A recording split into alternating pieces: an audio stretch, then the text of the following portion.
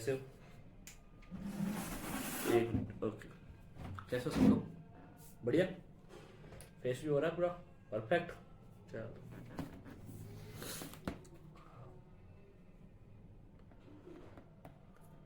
ठीक है। तो भाई क्या पढ़ने वाले हम लोग यहाँ पे? कि आज पढ़ने वाले हैं जनरल साइंस। जनरल साइंस का मतलब जीएस। जीएस, जीएस की क्लास है ये। माई सेल्फ मोहित गौरावत, ठीक है, जानते तो हो ही सही। ठीक है, साइंस फैकल्टी हम लोग। ठीक है, तो बच्चों ऐसा है, जनरल साइंस का आज बेसिक इंट्रोडक्शन करने वाले हैं हम लोग, और बेसिक इंट्रोडक्शन करने के साथ साथ कुछ क्वेश्चंस भी हम बात करेंगे, और उसके बाद हम बात करेंगे टॉपिक वाइज पूरा सिलेबस हम कैसे पढ़ाएंगे, सब कुछ आज ही बताएंगे। डेमो लेक्चर मान लो, ठीक है? तो शुरू करें। चलो, तो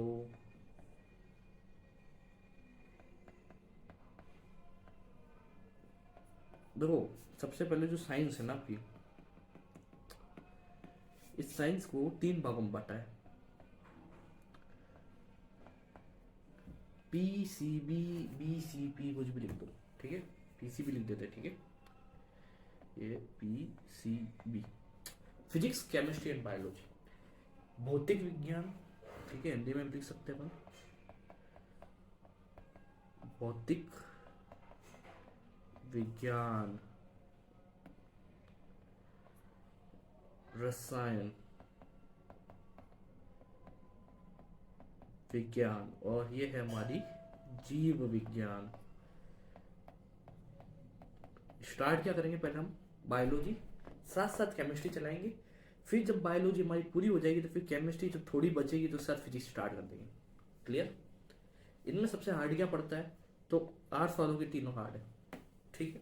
साइंस वाले के लिए तीनों इजी है, कॉमर्स वालों के लिए भी तीनों हार्ड है, ठीक है? तो हार्ड इजी कुछ नहीं होता, मेहनत करनी है, जज्बा होना चाहिए, ये क्या, कुछ भी हो जाएगा, कुछ भी हो जाएगा, ठीक? तो हम लोग क्या करेंगे, सबसे पहले बायोलॉजी स्टार्ट करेंगे। नोट्स कैसे बनाने हैं, क्या करना है, सब कुछ यहीं बताया जाएगा। यही आपका कहते हैं कि प्लेटफॉर्म है, ये सब कुछ है। यही आपका वाइट बोर्ड है, ब्लैक बोर्ड है, जो भी आप मानो, ठीक है? आजकल डिजिटल बोर्ड का चलन चल रहा है, तो हमने भी आईपैड पे बनाना स्टार्ट कर दिया, ठीक है? ये वाइट बोर्ड तो पीछे लग ही रहा है।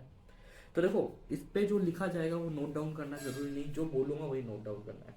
लास्ट में बता दूंगा क्या क्या नोट डाउन करना है। सबसे पहले देखो, आज हम बात करेंगे बायोलॉजी की। अब बच्चे कहेंगे सर इंग्लिश में चलेगा कि हिंदी में चलेगा? देखो बच्चों, ऐसा है, साइंस पूरी इंग्लिश में ही है, हिंदी में है ही नहीं, ठीक है? हिंदी में किताब मिल जाएगी, मना नहीं कर रहा, कई बुक्स आप पढ़ोगे रटोगे मिल जाएगी, पर सीखना है ना, कुछ कुछ बनना है ना, तो इंग्लिश जरूरी है। देखो, आप किसी मंत्रालय में लगते हो, जिस भी जॉब की आप तैयारी करो जिसके अंदर जनरल साइंस आती है, वहां पर आपको कम्युनिकेशन करने के लिए हिंदी की ज़्यादा इंग्लिश की आवश्यकता है, हिंदी से ज़्यादा इंग्लिश की आवश्यकता है। तो मैं चाहता हूँ कि कहीं ना कहीं आपकी इंग्लिश थोड़ी अच्छी हो जाए, तो बायोलॉजी को भी हम थोड़ा इंग्लिश में ही पढ़ें, ठीक है? देखो, पढ़ाऊंगा पूरा हिंदी इंग्लिश मिक्स में, ऐसी बात नहीं है, जीव विज्ञान भी लिखूंगा, बायोलॉजी भी लिखूंगा। कोई इंग्लिश मीडियम का बच्चा हुआ तो वो समझ पाएगा, जो साइंस का बच्चा वो इजी समझेगा, जो आर्ट्स का है वो हिंदी में समझेगा। तो सबके लिए ही समानता का सब कुछ है। तो स्वतंत्र भारतीय क्या हो, स्वतंत्र नागरिक हो, तो आराम से पढ़ो। देखो, बायोलॉजी का मतलब क्या हुआ, जीव विज्ञान। बड़ा लिखूं कि सही है, फॉन्ट सही है? एक मिनट लगेगा।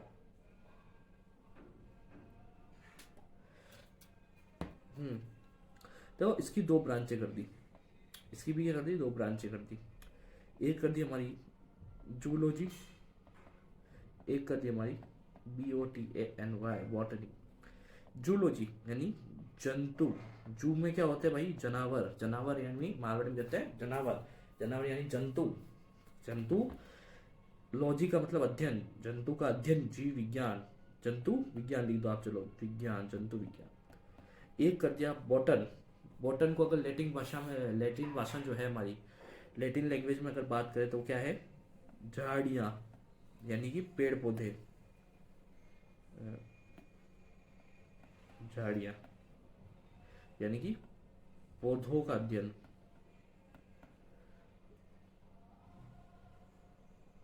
इसको अपन हिंदी में लिख सकते हैं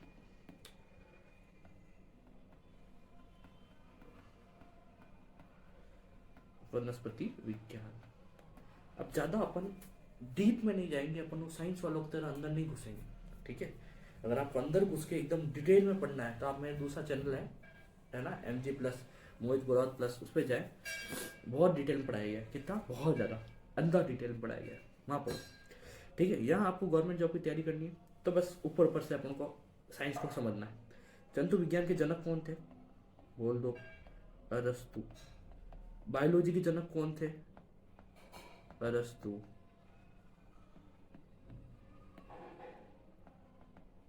ठीक है, कौन थे जनक, जनक यानी फादर, ठीक है। यहाँ कौन था, थियोफेस्टस। देखो ये नाम ऐसे हैं, साइंस आर्ट्स वालों को नहीं समझ पाएंगे, रटना, सीधा बता रहा हूँ, रटना, ठीक है। अब यहाँ देखो क्या लिखेंगे हम लोग, स्टार पॉइंट लगाओ। पहला क्वेश्चन क्या बनेगा, FATH या father of biology, father of biology called अरस्तु। ठीक है, यानी कि जीव विज्ञान के जनक, ठीक है। दूसरा क्वेश्चन क्या बनेगा, वनस्पति,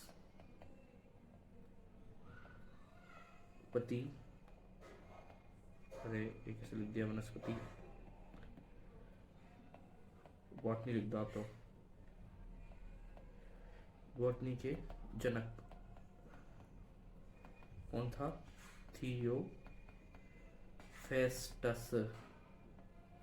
तीसरा सवाल क्या बनेगा अपने यहाँ से, कि जो आपका जूलॉजी था का जनक,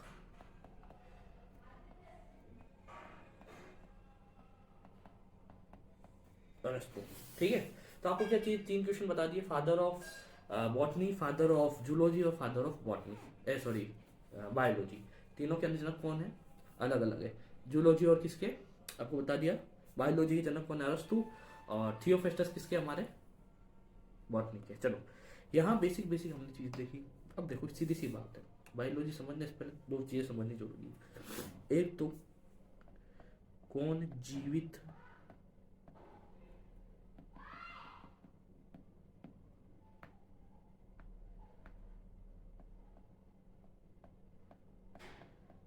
जीवित और मृत, 2 तरह के जीव होते हैं, एक तो होता है जिंदा, एक होता है मुर्दा, ठीक है। क्या ही डिफरेंस है जिंदे और मुर्दे में, यानी कि जीवित और मृत जीव में क्या अंतर है। तो सबसे पहली बात कि जो जिंदा होगा वो क्या करेगा आपके अंदर, वो आपके अंदर करेगा पाचन, वृद्धि, उत्सर्जन, अपापचय, श्वसन, जनन, और क्या करता भाई, वृद्धि गल्ली, गति। चलो मैंने कुछ चीजें लिखी जैसे पाचन, वृद्धि, उत्सर्जन, अपापचय, उपापचय, सॉरी उपापचय, अपापचय नहीं उपापचय, इसको उपापचय करो।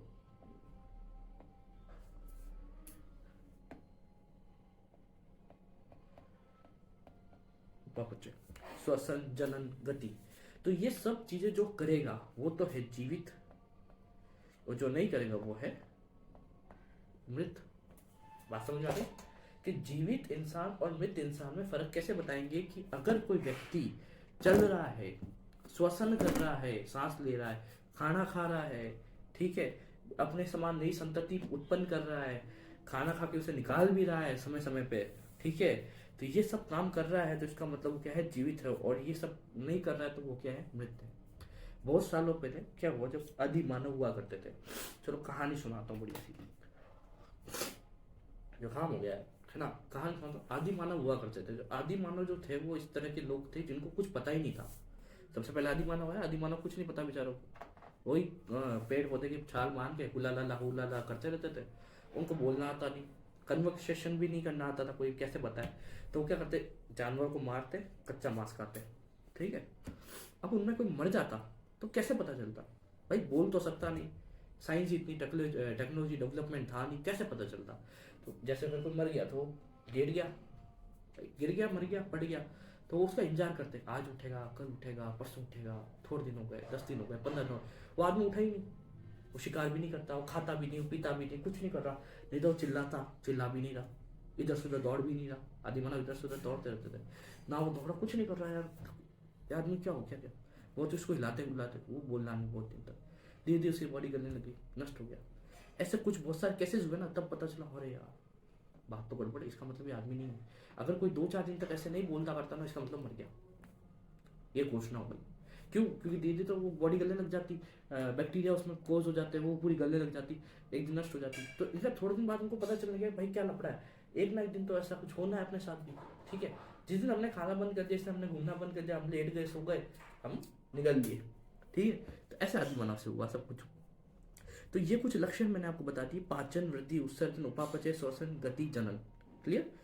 अब चलो, अब बात करते हैं मानव शरीर की। सबसे पहला हम टॉपिक कौन सा पढ़ेंगे इसमें? कोशिका। कोशिका का मतलब क्या होता है? सेल। अभी कोशिका जो चीज है, देखो इसमें क्या नया नया मैंने अभी इसको यूज करना सीखा है, ठीक है। बोर्ड पे पढ़ाते थे अपन तो पुराने तरीके से, लोग बागों का नया नया तरीका है, इसको सीखो। तो सीखने के लिए क्या है, राइटिंग इतनी अच्छी नहीं है, देखो लैग हो गया ना, तो कोशिश कर रहे दीदी सीख जाएंगे। कोशिका, कोशिका का मतलब क्या पता है? कोशिका की सीधी सी भाषा में एक परिभाषा है, सीधी सी भाषा में क्या है, एक बढ़िया परिभाषा है। परिभाषा क्या बोलती है? संरचनात्मक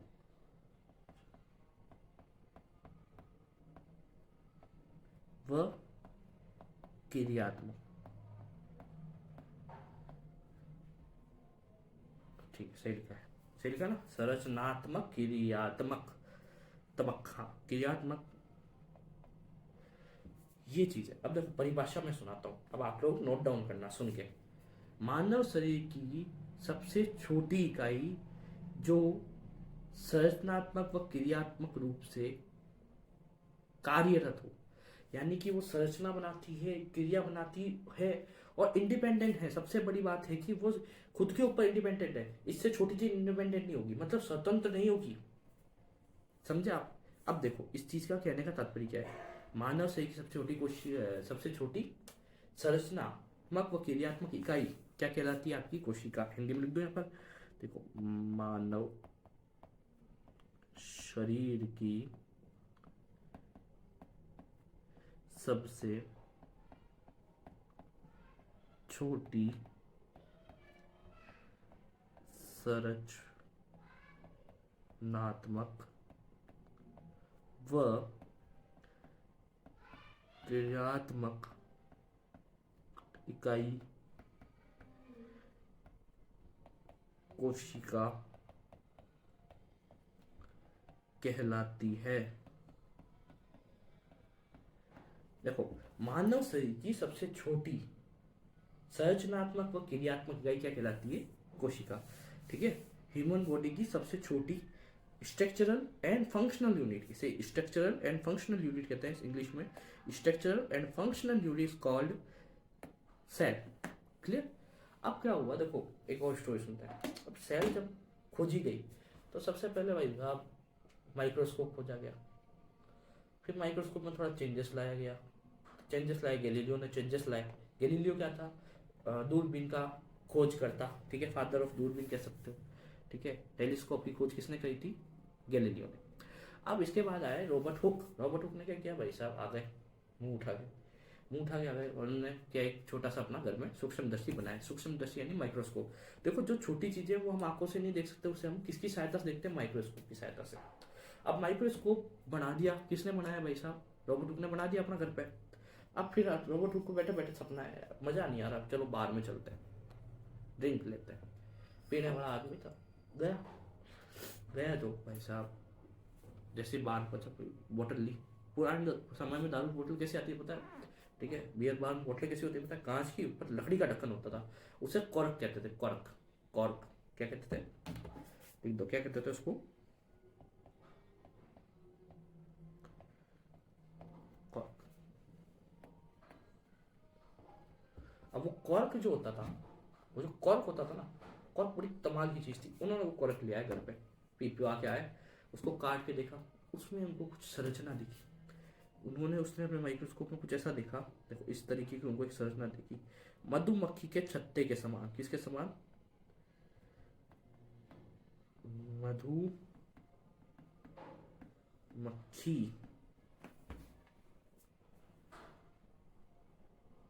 क्या हो रहा है भाई?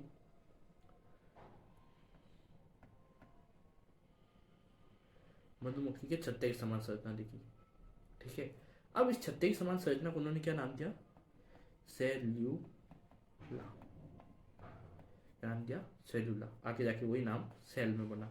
सेल क्या लैटिन वर्ड है? क्या है? Latin word. अब लैटिन भाषा का उपयोग क्यों किया भाई?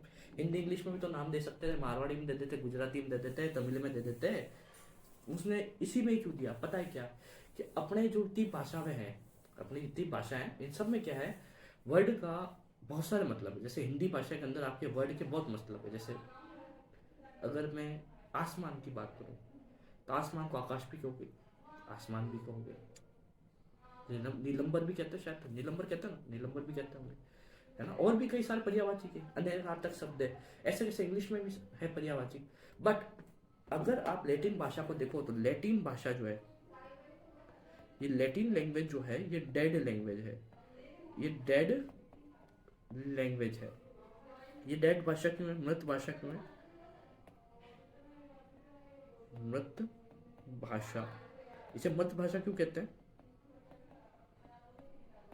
ये क्यों कहते हैं मृत भाषा? क्यों? क्योंकि एक बात तो ये है कि अगर एक वर्ड बन गया आज, अगर ये सेल वर्ड बन चुका है, तो इसका मतलब है खाली कमरे जैसी संरचना। तो इसका मतलब हमेशा यही रहेगा, नए वर्ड्स नहीं आएंगे। मृत भाषा का मतलब है एक भी नया वर्ड नहीं आएगा। जो बन चुका है, जो बन चुका है, नया नहीं। जैसे घर में कहते हैं दाल बनी, तो दाल भी बनी है और कुछ नहीं बना। तो वैसे ही वैसे मृत भाषा के अंदर जो बन चुका है, सो बन चुका है। तो सेल बन गया। इसने कहा सेल यानी खाली कमरे की जैसी संरचना मुझे दिखाई दे रही है, सेलुला। ठीक है, इससे मतलब बनता है धीरे धीरे, वर्ड को हमने थोड़ा चेंज करके सेल कर दिया। ठीक है। अब भाई साहब, इन्होंने कैसी किसमें खोज की? लकड़ी के ढक्कन में। मतलब कि जो रॉबर्ट हुक थे, रॉबर्ट हुक, इन्होंने क्या किया?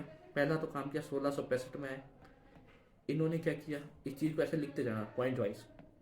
उसके बाद इन्होंने मृत कोशिका खोज करी। किसकी खोज करी? मृत कोशिका।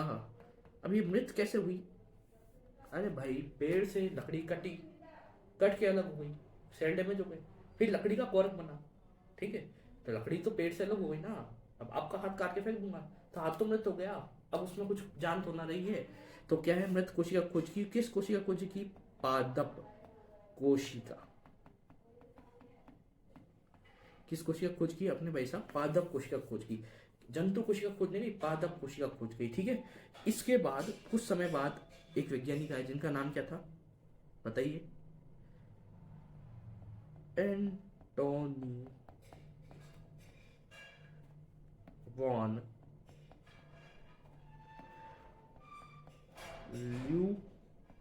ल्यूवेनहॉक। एंटोनी वॉन लुवेनहॉक या लुवेनहॉक नाम से देखा जाता है। सर क्या हो गया? एक मिनट, एक मिनट, एक मिनट, एक मिनट।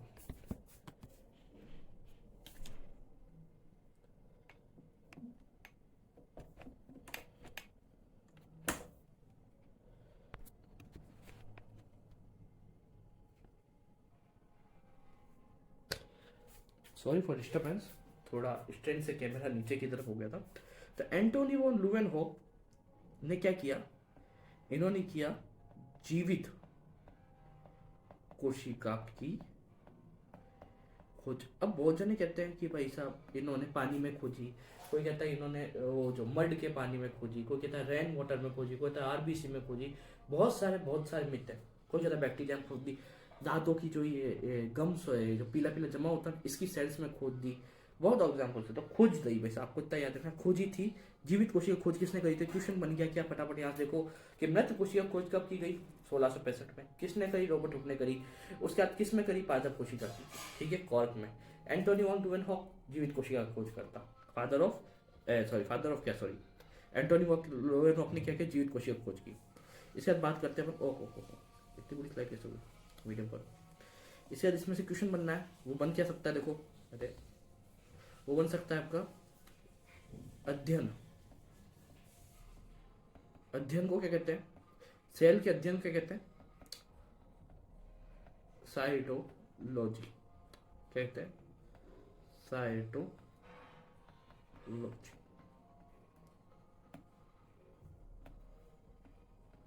साइटोलॉजी क्या कहते हैं बच्चों? साइटोलॉजी, ठीक है। तो यहाँ तक हमने आज बेसिक बेसिक पढ़ा है। अब कैसे पढ़ने वाले हैं, क्या करने वाले हैं हम लोग, सब बताता हूँ मैं आपको कि रेगुलर पढ़ेंगे इसी तरीके से, क्वेश्चन भी इसी के अंदर से निकालेंगे, आपको लिखवाएंगे, इसका टेस्ट भी होगा।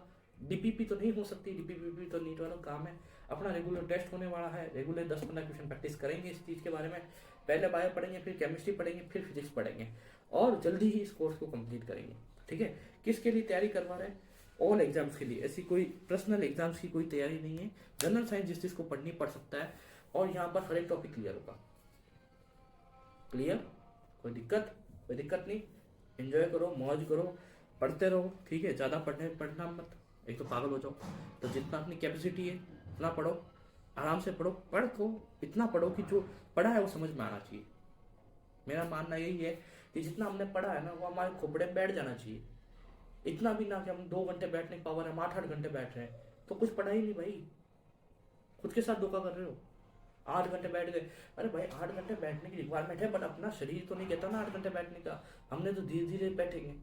अभी नया नया पढ़ना स्टार्ट किया किसी बच्चे ने, आर्ट्स वाला नहीं पढ़ता था, ठीक है, साइंस वाला भी कहीं नहीं पढ़ता है, कॉमर्स वाला भी नहीं पढ़ता था। अब उसने पहली बार बैठा, 1 घंटे बैठा, थक गया, अब उसको डेडिकेशन है ना 8 घंटे आगे बैठो। नहीं नहीं भाई, धीरे धीरे समय बढ़ाया जाएगा, अपने आप बढ़ेगा। इंटरेस्ट बनाओ, पढ़ने में इंटरेस्ट बनाओ। ये कोशिका क्या चीज़ है, खोजो इसको, है ना। कमेंट करो नीचे बड़े बड़े, सर क्या होता है क्या नहीं होता, सब पूछो, मैं सबका जवाब दूंगा। सारे डाउट कमेंट में सेक्शन में होंगे। ये नोट्स कहाँ मिलेंगे? तो नोट्स आपको टेलीग्राम चैनल पर मिलेंगे, ज्वाइन करोगे टेलीग्राम, सब मिलेगा। नहीं मिलता कमेंट करो, प्रोवाइड करेंगे नोट्स भी आपको, सब कुछ होगा। टेंशन फ्री रहो, मेरी तरफ से जनरल साइंस में आपके नंबर आने वाला है, कोई रोकने वाला नहीं, ठीक है। तो क्या करना है, हमें जितना हमें कैपेसिटी उतना पढ़ना है, धीरे धीरे टाइम को बढ़ाना है, एकदम नहीं बढ़ाना है, धीरे धीरे बढ़ाना है। क्वेश्चन